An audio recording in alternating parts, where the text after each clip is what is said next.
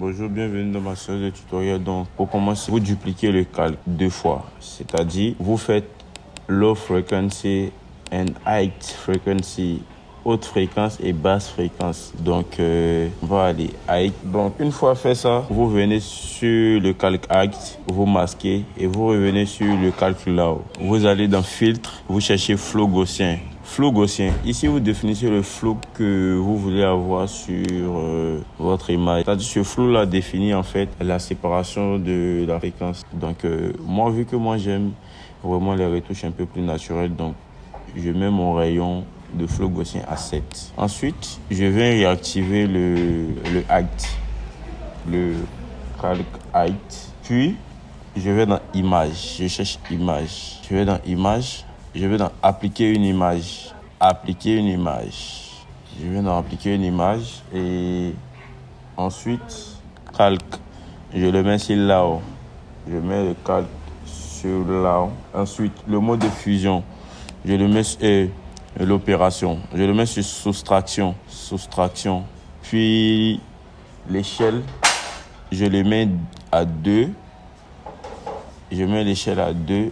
Puis le décalage, je mets le décalage à 128. Je mets ça à 128 et ensuite vous appuyez OK. Vous appuyez OK.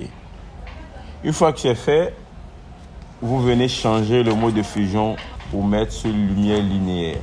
Lumière linéaire. Lumière linéaire. Ça vous ramène votre photo à l'état initial. Et ensuite, vous sélectionnez le height et le low. Puis vous faites CTRL-G pour grouper. Une fois le groupe créé, vous renommez ça séparation de fréquence. Séparation de fréquence. Ça vous permettra de vous repérer. Et après, ensuite, vous venez dupliquer là le calque de la basse fréquence. Vous faites CTRL-J pour dupliquer. Et sur le calque dupliqué, vous maintenez Alt et vous venez à l'extrémité, vous cliquez. Ça sera fait comme ça. Et ensuite, vous maintenez Alt, vous faites la même chose. Vous dupliquez aussi le calque height. Vous mettez sur le calque, puis vous mettez le mode de fusion sur normal. Vous voyez, vous avez votre calque que vous allez utiliser pour faire votre retouche. Ensuite, par la suite, vous prenez votre pinceau.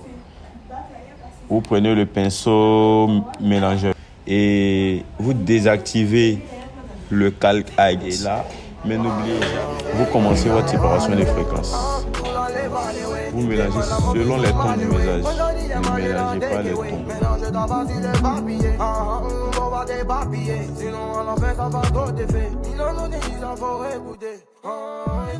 Donc voici dans un premier le rendu obtenu après notre séparation des fréquences.